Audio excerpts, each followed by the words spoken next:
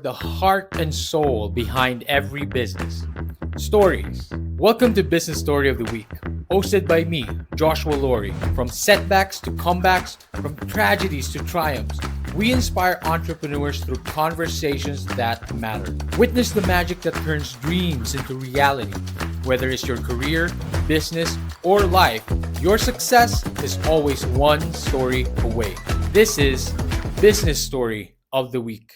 And welcome back, folks. Welcome back to Business Story of the Week. I am your host once again, Joshua. And today's question is, how can you turn passion for music into a booming business empire? So that's a question I've always wanted to ask. Today, we've got the perfect guest to answer that question. Jeff Homer founded Ensemble Music Schools in 2019 as a passion project that promised to combine his hobby as an amateur musician with his professional background in investing. What kind of combination is that, right? Starting with just one school in Louisville, Colorado, Jeff's vision was to build a best in class administrative platform that would equip the local community. Music schools, to equip the local community music schools to thrive in the digital age and better serve their students and teaching faculty. Motivated by some early successes and the blessing of doing what you love, which is, of course, something that we all dream of doing someday. Jeff left his day job to focus full time on Ensemble in early 2020 and hasn't looked back since. Jeff's prior employers include institutional investments firms, Bain Capital, Reservoir Capital, and Independence Capital Asset Partners. Graduated magna cum laude from Harvard University with a degree in economics and an ever living, passion for music that he's going to share with us today, his instant experience and wisdom. Jeff, thank you for coming on the show. How are you doing? I've never had quite an introduction like that. I feel like I'm going on stage in a boxing match or something. And like I'm coming out swinging here. So You it's are, really you are. exciting. Thanks for having me. Well, Jeff, you deserve that introduction. I don't believe that, by the way, with all the music shows that you've been to. I bet you've been introduced quite often in your time as well. But Jeff, it's quite the story. You need to tell us about that story. You started Ensemble Music as a passion project. Can you take us way back to the moment that you decided to buy your first music school? But more than that, can you take us way back? As a child, did you always love music? Were you always into music? Did you always know you were going to get into music? But more than that, did you always know you were going to get into economics? What is the story of Jeff Homer? Yeah. No, I appreciate you asking. And the truth is, sort of all along the way, I had no idea what I was doing. Oh, So wow. I've always been a student of music. I grew up playing the piano, taking piano lessons, very common experience. I was in my high school and college choirs. I took drum lessons when I was out of college living in New York City. So I've always had the student experience of taking Right. music lessons, but I never spent enough time on it to really get good. So I've never played it at a professional level or been really serious about it. It's always been something I did for fun and for Okay, okay. appreciation. And Interesting. the economic side of thing was also a last minute addition. I actually went to college expecting to study philosophy and go to law school. And Wow. it wasn't until I actually took a couple of freshman economics courses that my life got turned in that direction as well. So no, I definitely had no idea that the music would be something that was as big a part of my life as it is now, and I definitely had no idea that the economics path would lead me to where I am right now. Wow, of course, it's quite the combination as well. Again, you said it was doing just out of a hobby. You were into music. How did you know, first of all, that music was your passion? What was the first instrument you picked up, and what got you really into it? What got you interested? Yeah, I took about 11 years of piano lessons as a kid, and just really liked being able to sit down and play, and it was just something I did for fun. It wasn't we serve many students today that are much more serious than I was, so I don't want to misrepresent anything here. This was really something I did for fun, and we have many students that are much more serious about it than I was. Well, well, that is quite that you know still quite the story, Jeff, because you decided to buy your first music school, and then Ensemble Music School today has grown from one of the small schools with over 70 schools across the country in just a few years. Talk to us a little bit about that, and what was the inspiration, again, like when did you truly decide to buy that first music school, and what was the success? What was the drive behind the success of it blowing up with over 70 schools across the country? Yeah, it's a great question. So I had in 2018, I moved from New York City to Denver, which is where I live today. And I went from working, in New York private equity hours, which are, all of them, to I was working for a family investment office here in Denver and had a more reasonable work schedule. And I guess I don't have enough hobbies because I felt like I needed some kind of side hustle. I was really looking for something to do. I thought it would be fun to own a small business. I thought it'd be interesting to have a connection to my community and to be able to touch the people in my community in a way that I love investing. I think investing is a really fascinating intellectual exercise, Yes, but it yes. has a degree of abstraction from the real world where you're sort of trading stocks or bonds or moving large amounts of money around it, and real people sort of end up being reduced to kind of cells on a spreadsheet.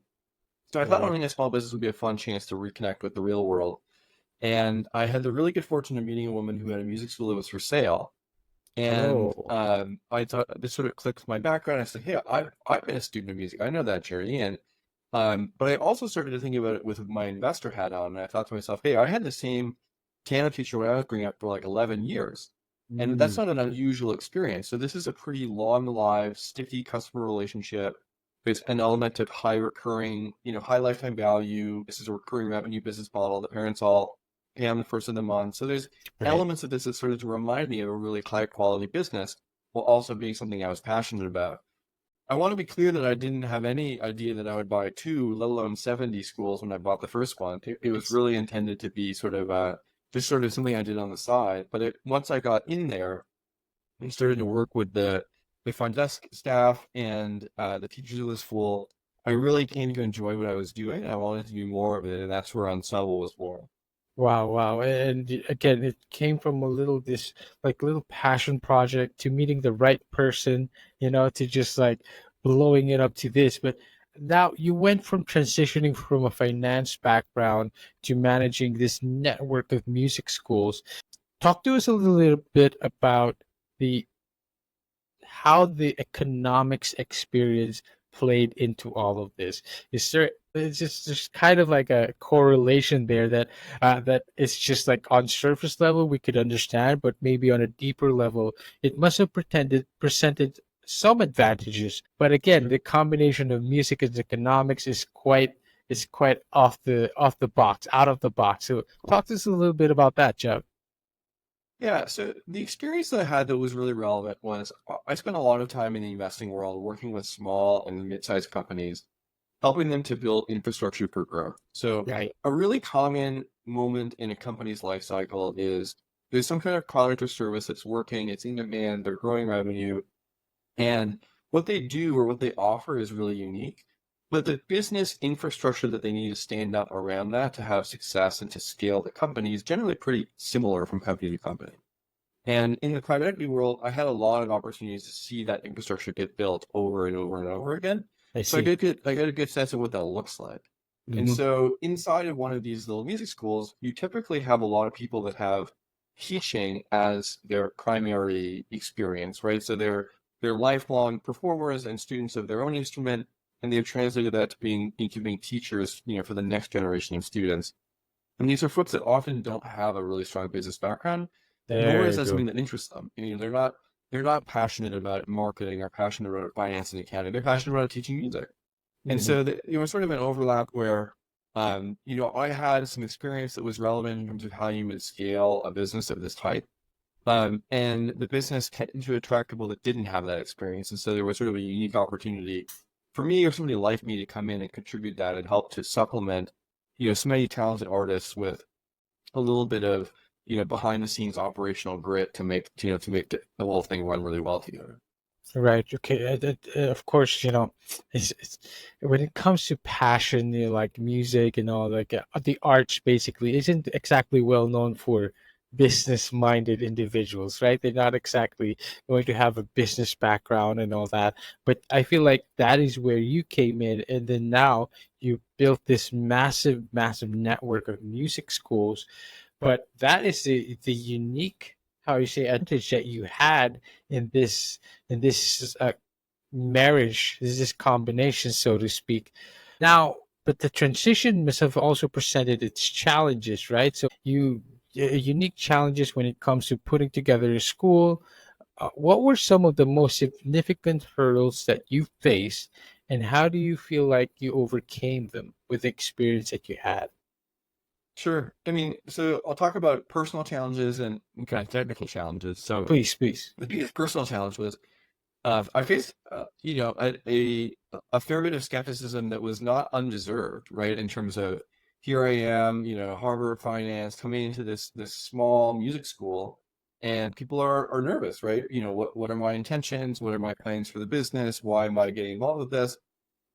I had to really sort of reduce things back to the level of, hey, I'm a pianist first and foremost, right? That's Mm. my like why am I interested in the business? Because I took music lessons too, and I understand the value of what you do and what you offer to your students in the classroom every day. So I had to really work to build that relationship and build that trust on my intentions here are good, and I'm really trying to help you be successful in teaching as many students as you can in the way that you see fit, and I'm not going to be stepping on your toes from a pedagogy perspective. So that was sort of step number one.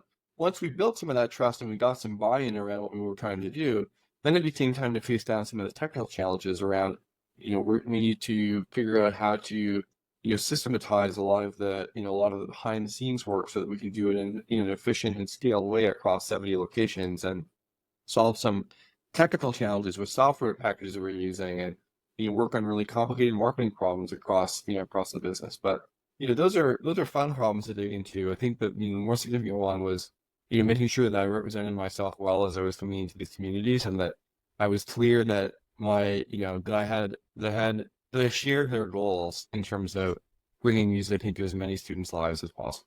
Yes, absolutely. And that is quite the dream, of course, as well. Not just like it's a goal, but also a dream to put together an ensemble, so to speak, of schools to bring in all these, like you said, serious students, more serious students. But again, it's a passion for everyone, and it must feel great to have that kind of that your small passion project has turned into something so huge. What do you feel like the effect has been on you, and what do you take away from a lot of what ensemble is today, and how does that affect your life directly? Sure. Well, I mean, I was attracted to entrepreneurship for the freedom that it promised, right? So I Yes. was I was really drawn to the idea of being my own boss, setting my own schedule, and I was sort of willing to make the compromise of, working 100 hours a week for myself being more fun than working 60 hours a week for somebody else. Yeah. Look, by far the most rewarding part of building the business has been the people that raised their hand along the way to say, "Hey, I think what you're doing is really interesting, and I'd like to be part of it." Coming from my background, I had a good idea that I'd be able to raise money to support the expansion of the business. I wasn't too worried about that, but I think the ability to attract people to the mission has been incredibly rewarding. And I think today, when I look back on where we used to be and where we are today, just so many more people that are rowing in the same direction on this boat. And, we're starting to make real progress and have a lot of momentum. And that's just been so fun to accumulate over time. So, today I'm getting to function more in a leadership or executive role than I love I that. used to be sort of, chief cook and bottle washer, sort of doing everything top to bottom. Today I get to really have the privilege to lead a really talented and motivated group of folks across our business. And yeah, it's just it's been so fun to see the team grow and the momentum grow inside the business over time. I love that. I love that you've seen that as kind of a path, your entrepreneurship path as well. While having people, live out their dreams, live out their passions. Beyond financial success, Jeff, how do you measure the impact of ensemble music in communities that it serves today? What are some of the stories that stand out for you that you feel like are very uh are favorites of yours and you feel like has really truly made an impact? Yeah. So I mean, there's two communities that we support. One Hmm. is we serve about 30,000 students a week, which is a really big number and Hmm. a really exciting thing to think about when you think about the importance of arts in our society and also the value of arts education in the development of a young person, and Yes. their sort of, their childhood experience. So I think it's really important work that our teachers are doing, and they are our second most important cohort of people that we serve, which is we have about 1,500 music and dance teachers that we employ. So those are, really talented artists and dedicated educators, and we're able to provide them with a stable career path. So I think that's been one of the more fun things as well, is we're able to say that because we've taken ownership of these local schools and equipped them to be successful in the modern digital economy, we'll be able to make sure that our teachers are getting the amount of work that they're looking for, and that they're able to make a living while they're also pursuing these creative projects that really enhance our lives and the fabric of our communities. I love that. I love that you put that all together so simply. The vision is clear, the impact is clear in what you're doing for these communities and what your goals are. How about the long-term vision for the company? What you want to do with the Ensemble Music Schools right now? And how do you see yourself? What are the future aspirations of Jeff Homer as well? Yeah, I'm really happy doing what I'm doing, and I think like I said, the business has a lot of momentum right now, and I think we're pointed in a direction that we can continue in for quite some time. So my hope is that from 70 schools today, that we get to hundreds of schools in the future, and that we continue to have that success where every school we bring on continues to benefit from being part of this platform and having access to some of the resources that we have in the background. So I think we're headed very much in the right direction. I think you'll just see us continue to grow and do more of what we're doing, and hoping to do it even better over time. I love that. And Jeff, you are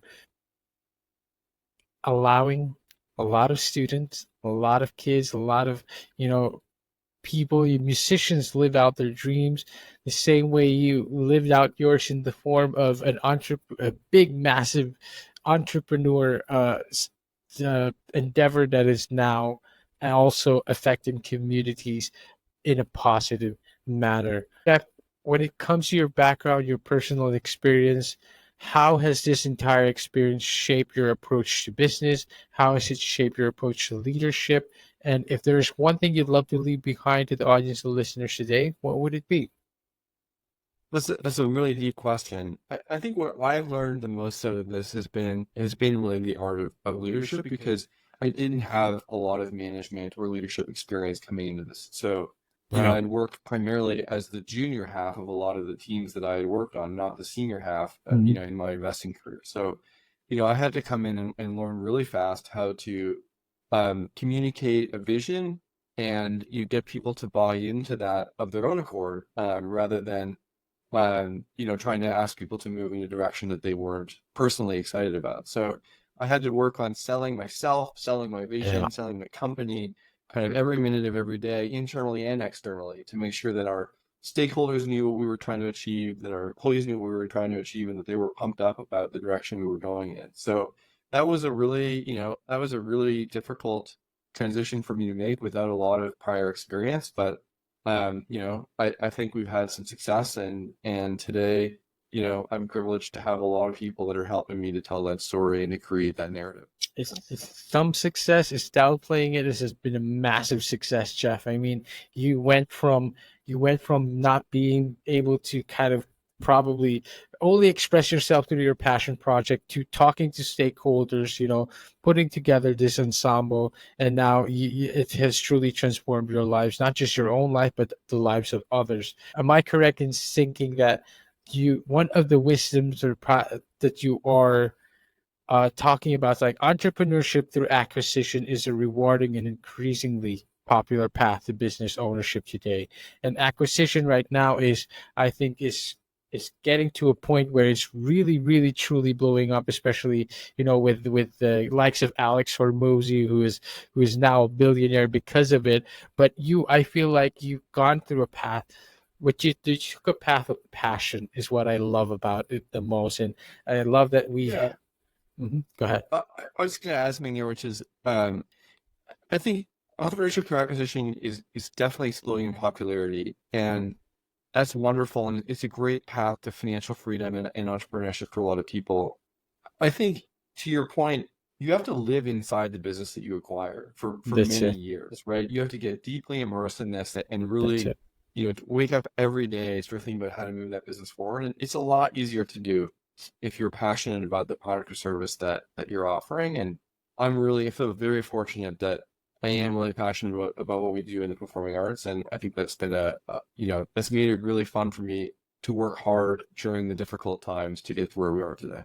That is fantastic. I love that, Jeff. I love that you put it in such a way that not only are you saying that acquisition is the best way to go forward, but it's not, it doesn't end there. You have to actually love what you acquire. I mean, you have to live in it for it to be successful. Jeff, you have been this has been one of the most privileged episodes I've ever had. The combination, the story, the insight that you provided. I'm a music enthusiast myself. I grew up with music lessons as well, and just knowing that there's a path to this in the entrepreneur world is quite fascinating and incredible. Jeff, I'd love to give you this opportunity. Where can we find you? Where can we connect with you? Where can we learn more about Ensemble Music Schools?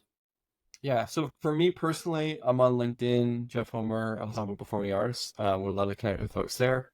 And then for the business, we're on ensembleschools.com, and there's lots of information there about who we are and what we do.